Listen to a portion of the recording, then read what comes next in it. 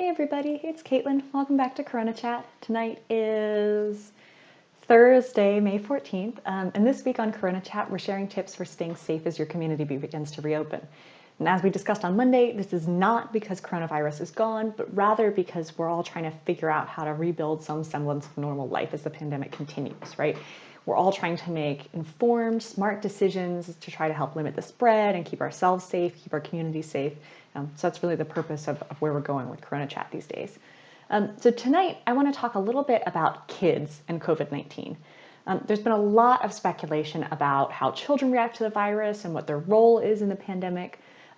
First we heard they couldn't get sick, and then we heard they were super spreaders and getting everybody sick. And now we're hearing that maybe they get sick in a different way, but with rashes and fevers and some sort of exotic sounding inflammatory disorder. So which is it? As with much with this virus, right, there's a lot we don't know, but we are starting to see some patterns emerge. And one pattern that we saw early on is that kids don't seem to be getting sick nearly as much as adults.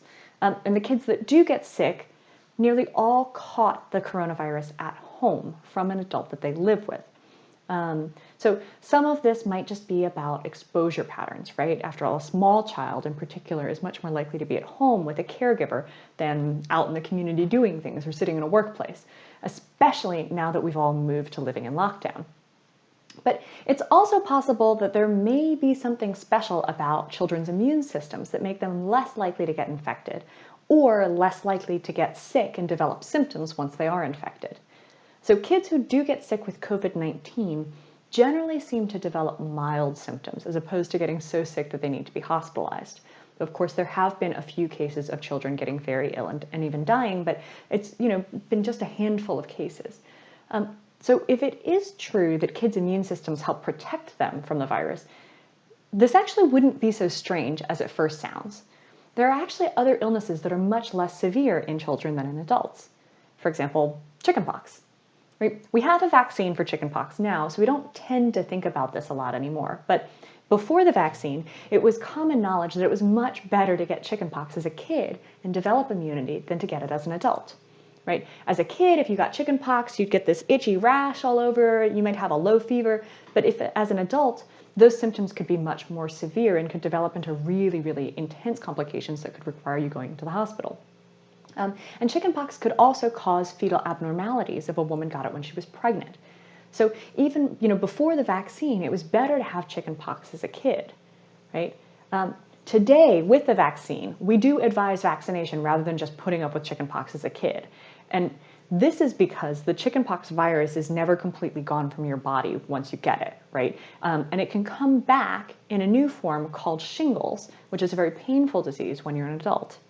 And with the vaccine, you don't get chickenpox and you don't get shingles, right? So this is an example of what was considered the best evidence at one point, right? Go get chickenpox as a kid so that you don't get it as an adult because it'll be less severe as a child. Now that we have kind of new evidence, new technology, we have this vaccine, what we consider kind of the best practice has changed, has updated, right? So that happened over a very long stretch of time. We're seeing it right now with coronavirus happen very quickly. But just to say that this is an example of how, as the scientific evidence evolves, right, what we decide to do, what our recommendations are to keep to the community to keep us all safe, change, right? Okay, so maybe kids don't get sick, but can't they still get coronavirus?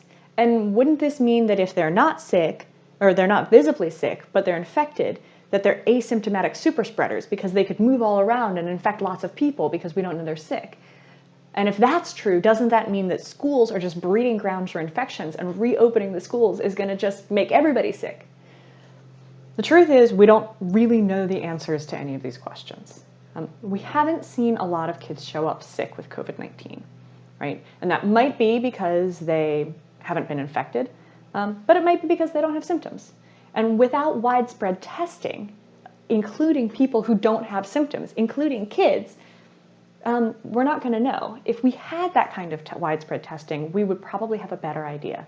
But right now, this whole question of how much kids are affected is, as Donald Rumsfeld would say, an unknown unknown. right? In France, schools are slowly starting to be reopened. So we should learn more in the coming weeks about whether and how schools can be safely reopened. But right now, there's actually a brand new piece out in The Lancet, which is kind of the #1 biomedical journal in the world. And they said, we've reviewed all of the evidence that exists about this. We've even looked at data from SARS, from MERS, from other kinds of coronaviruses. And there's just not a lot of evidence right now. So this is one where we're all going to kind of just have to wait and see how this goes. Okay, so last question. What about this whole inflammatory syndrome? Similar to something called Kawasaki disease. Maybe you've seen it called Kawasaki disease. Maybe you've seen it called Kawasaki-like disease, Kawasaki syndrome. I think the latest term that we're seeing come out is multisystemic inflammatory response, right? Like there's lots of these different terms that are starting to fly around. So as soon as we thought kids were safe from COVID, now we're hearing they're starting to show up in hospitals and die with this rash. And how could the virus suddenly be doing all of this? So the first thing to know is that we have not seen a sudden explosion of cases of Kawasaki disease, right? Or of this thing that experts are calling something similar but slightly different, right? We are seeing more cases than usual, but this is not something that suddenly every child is developing, right? In the US, total so far as of today, there have been 164 cases reported of this Kawasaki-like syndrome. And for reference, in a normal year, there are about 3,000 cases of Kawasaki disease reported in the US, right? That's out of the 74 million kids in the US who get sick all the time with lots of things, right? So this is a very rare illness. But let's talk a little bit about what Kawasaki disease is and what this new syndrome that we're seeing is, right? So Kawasaki disease is a rare syndrome that very young children sometimes develop. And it's typically characterized by a rash, a high fever, vomiting, diarrhea.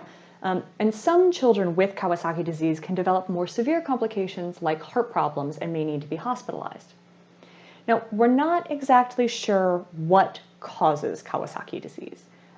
We've been studying it for a long time. We're not really sure. And so similarly, we're not quite sure what's causing this new syndrome that we're seeing in these 164 kids and some kids in other countries as well, right?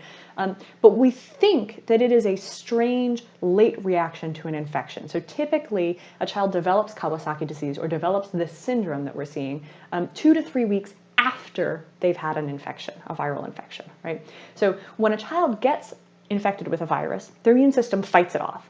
And most kids recover just fine. But in a very small subset of children, they can later, again, 2 to 3 weeks later, after they've gotten better, develop this strange set of symptoms, almost like their body doesn't know they've gotten better and their immune system is still fighting. Again, this is a very rare condition, right? I said as of today, we have 164 cases reported in the US across 15 different states.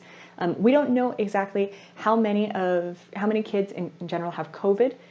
So we can't necessarily adjust there. But again, this is 164 cases out of all the kids in the US. And this is not to minimize the seriousness of this condition, right? I'm not saying that it's 164 cases for that, but I'm just trying to point out that of all of the things to panic about right now, which, if you live with a small child, your level of panic may be even higher right now, but this particular thing does not need to be right at the top of your list. What is important is that if you have a child at home and that child develops a rash and a fever, call your pediatrician. It can be really tempting, especially right now with all the COVID stuff, to say, well, it's probably just a childhood thing. Kids get fevers and rashes all the time. I'm sure they'll be fine. And they probably will. But call your pediatrician or pediatric nurse just to be sure, especially if there's any chance that your child was around somebody who might have had COVID in the last few weeks.